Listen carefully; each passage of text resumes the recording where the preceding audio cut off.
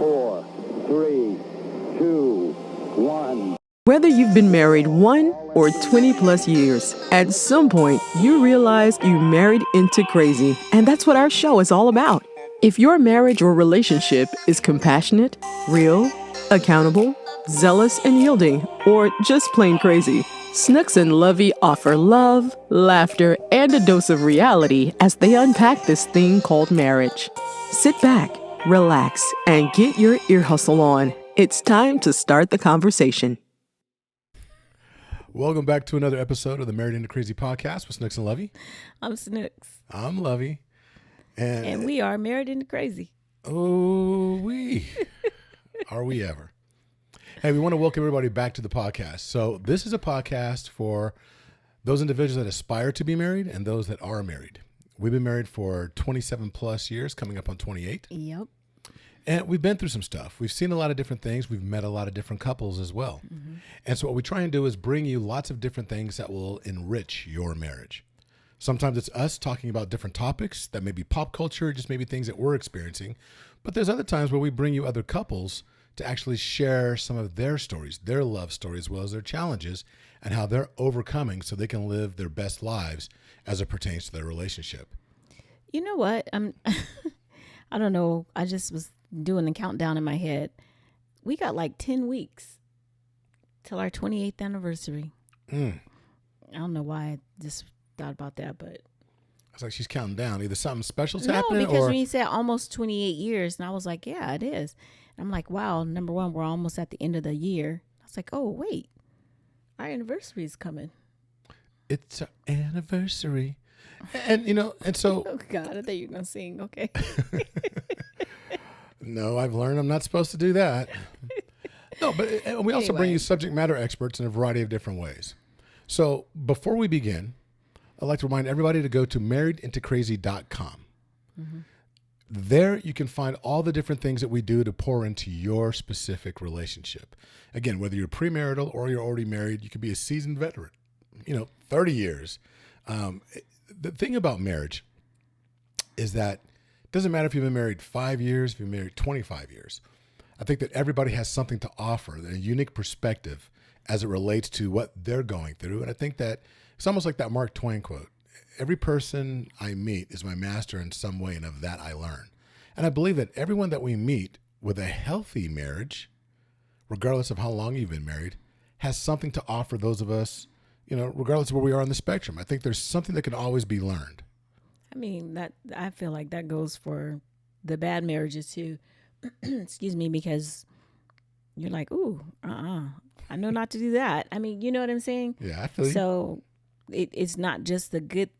Where there's good, there's bad. So there's always what is the flip side of every coin. So we want to make sure that we're not mimicking those bad relationships. And when we say bad, we're talking about toxic, harmful, stuff like that.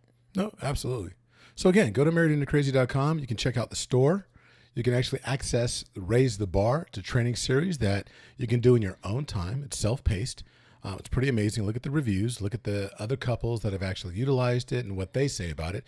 And there's a span. People that were premarital, people that have been married for a short period, and people that have been married for 20 plus years. So I think you can get a lot there. And of course, there's a way to access our couple-to-couple coaching. And there's more to come. Soon and very soon, you're going to see a landing page that's going to allow you to sign up for our very first Married Into Crazy Winter Ball and Marriage Conference. It's coming up February 7th and 8th in Sacramento. It's going to be an exciting time. We have a live band, where we can get together, dance on that Friday night, and then have a banquet as well. So it's a formal opportunity to just dress up and show out, and then set the stage for the next day, where we have 5 amazing speakers that are going to be pouring into your marriage from a variety of different ways to help elevate the covenant of marriage. Mm-hmm. It should be a lot of fun. Should be. It will be. And we get to look cute. Right. So it's interesting. You talked about looking at couples, and I talked about, learning from other individuals, but you also said learning what not to do. Mm-hmm. I could tell you right now, one of the main things that stands out to me is watch how you talk about your spouse. Come on, watch what you say, bruh. Seriously, watch what you say. in their presence and, more importantly, when they're not around.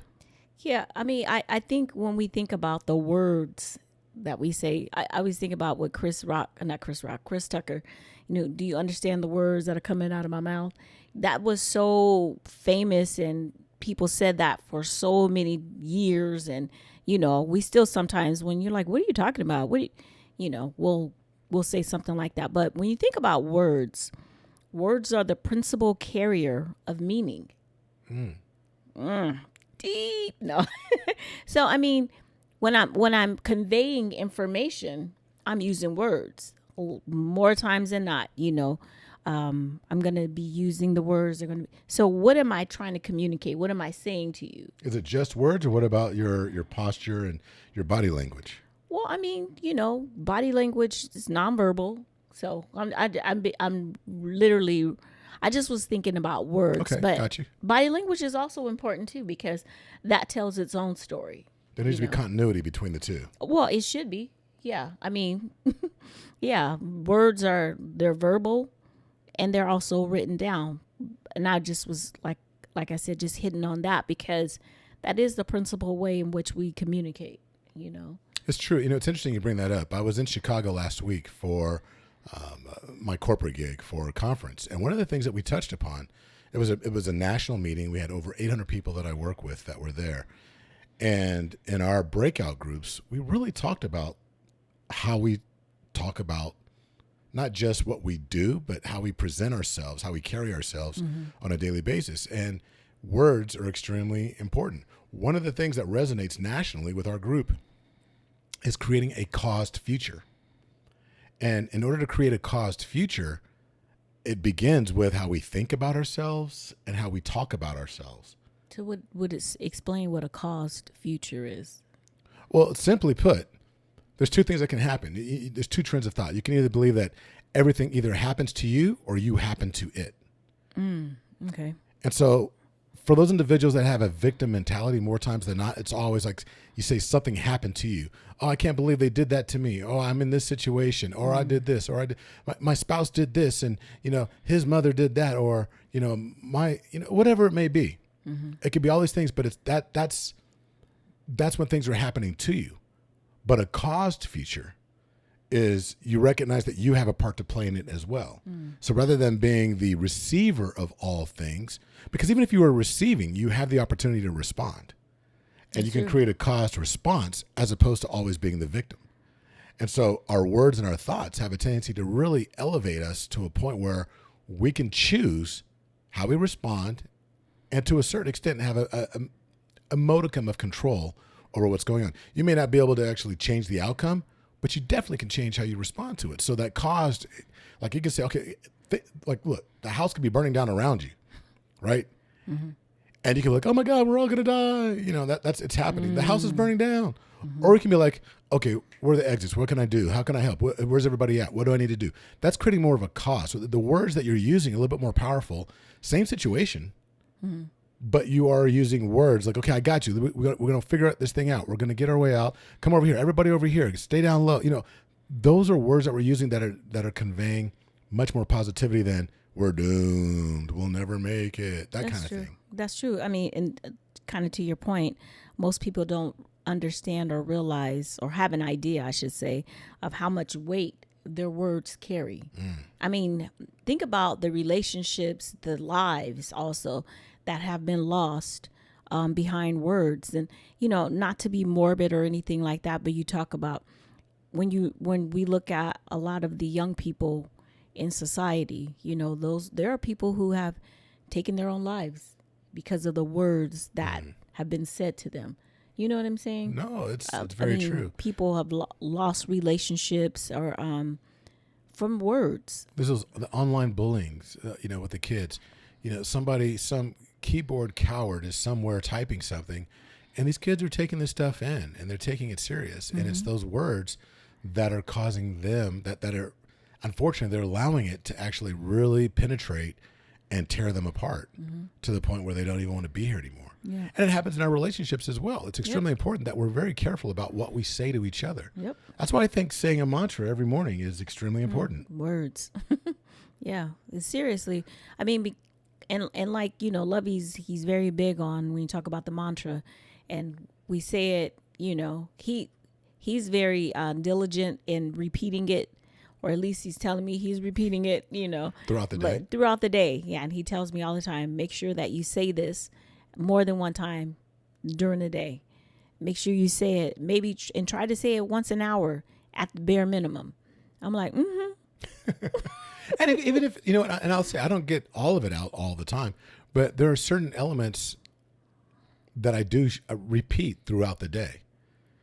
Probably the most consistent one, because we have a marriage mantra, and it's actually hanging up in 2 different places in our home, in full display, so everybody can see that what the Kaysen marriage mantra is. We started off by saying it to ourselves, but now we say it to each other because we're speaking words of encouragement and hopefully influence into each other. Because too often in relationships, you speak negative things into each other. Yep. You blah, blah, blah. You're so stupid. And I can't believe you.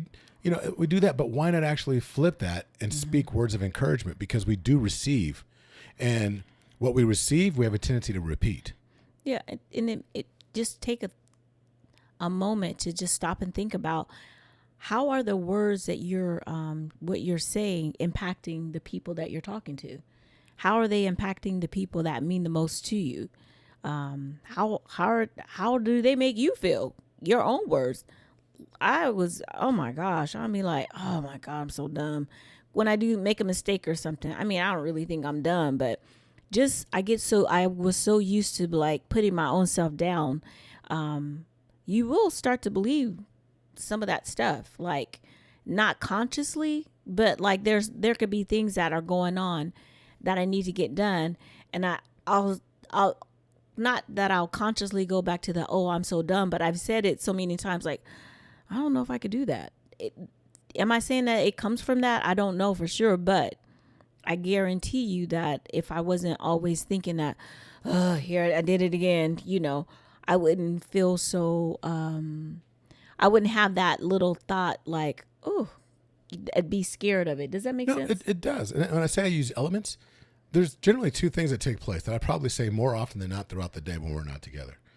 If I find myself getting distracted, throughout the day, I've got things I need to take care of, then I find myself, doing something like the smaller tasks that are inconsequential instead of the things that are much more important and critical. I'll sit there and say that the roots of my success are found in my routines. I'm like, okay, get back in the routine. There's other times where I feel like, okay, I'm about to have a very important meeting and I need to make sure that I'm on point and that my mind is sharp. So I'll repeat the segment that says, what's that part? Which one? No, the one where basically I'm trying to think, I'm pulling it straight out, but I see solutions where other people only see problems. And because of that, I'm a blessing to everyone I meet on a daily basis. And when I say that, that just reminds me, okay, you know what? Just be yourself. You're solution oriented. Have an open mind, open ears, and just listen. And be willing to share if you have a solution. Even if when that little thing pulls at you, share it. But I try and speak that into myself. But this is something that stems from the words that we speak to each other. And not only, just kind of on that other part, when we're talking about about being a father, about being a husband, about being a grandparent, I tell you, you're an advisor. Let's do it. You're a friend. You want to say it? Okay. Let's say it. Okay. Go. Right. Ready. Go. Okay. So you are a whole, happy, healthy, wealthy, compassionate, real, accountable, zealous, and yielding man after the heart of God and myself through your daily interactions as a wife, a parent, a grandparent, a business owner, a mentor, a colleague, student, advisor, therapist, friend. You see and provide solutions where others only see problems, and because of that, you're a blessing to everyone you meet on a daily basis. All that you seek to become is already within you. The roots of your success are found in your routines and prayer. And we say that every single morning. Every morning. Every morning. And when we don't, if something's like we're busy, we get up and we're just going. We feel it. We do. We really do. And the rest of the day, we're like, hey, we gotta say our mantra. Yeah, we gotta say our mantra. It's our mantra and our prayer. We pray first, and then we say our mantra. So I mean that just goes into the being intentional about what we're saying. I'm very intentional to make sure that Lovey understands that he is an advisor and he is a friend to people, and that has manifested in so many ways because people call him to seek his advice. Like, hey, let me run this by you. And, I hear people talk about how he's such a great friend, or, the way that he's helped them. So it's like, yeah, okay, I'm going to keep speaking that into existence, into you, so that you believe it all the time. Absolutely. And I want her to know that she's a phenomenal student because she's still pursuing her master's in social work, though she's getting ready to run through that tape at the end of the line. And it's taking forever. She has clients outside of the people that we coach right now through Married Into Crazy. Snooks actually sees other clients in the capacity of a social worker with her master's in social work as she's doing an internship. So there's families, there's individuals, there's couples that she's seeing outside of MIC.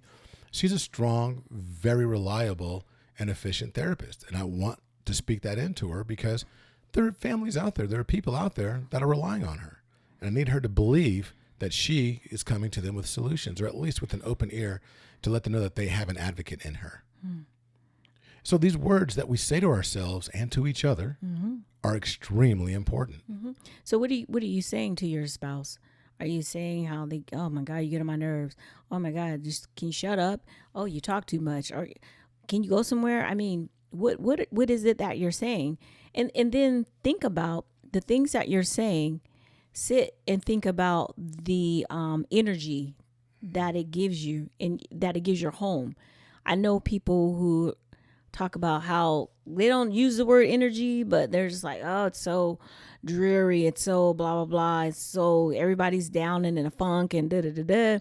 And then I hear how they talk and it's the words that they're saying to each other, around each other. And I'm just like, well, dang, bruh, why do you think it sounds that way? Why do you think your home is what it is? Because the words that you're saying is manifesting these feelings and these emotions. So all this chaos or whatever it is that's going on, it stems from the words that are coming out of your mouth.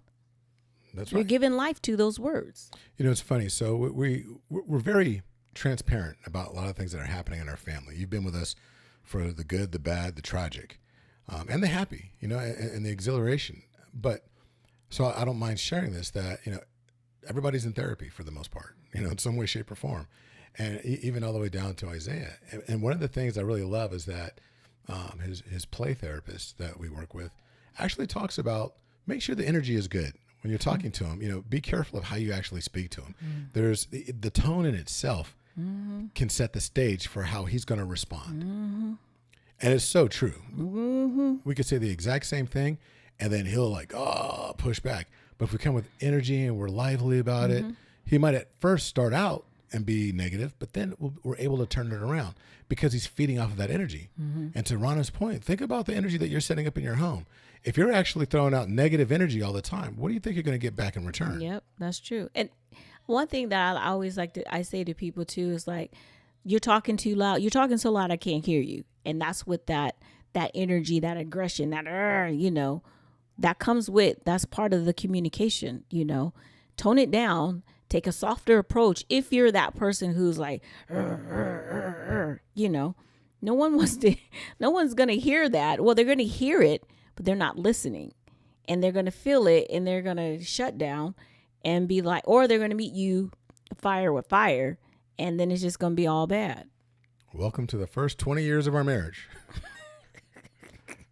I have to tell Lovey that sometimes. I was like, bro, I can't hear you. You're talking too loud, That's true. Until I really got into getting DISC certified and really studying DISC and studying myself, and then actually handing it to my family, I didn't have a clue. I expected everybody to respond to the same stimuli that got me going, and I realized all I was doing was shutting everybody around me down. That's all I was doing, and so it wasn't just about how I was saying it, but it was also the words too. Yeah, we were plotting. I know they were. Everybody was plotting. As soon as we get a chance, we're going to throw them off the boat. No, but it's extremely important that you take heed to how you're saying things and what you're saying to everyone. And I think intention goes a long way towards setting the tone. I was about to say, be intentional about what it is that you say. I mean, I don't know. I just feel like, because for us, you know, when I say I love you, I look at him and I tell him I love him. It's not just, I love you. You know, sometimes I ain't gonna lie. Sometimes it is. Sometimes I'm it like, is. I don't know. Every now and then I get a like, I love you, babe. No, and then she's like, don't. Yeah, I love you too.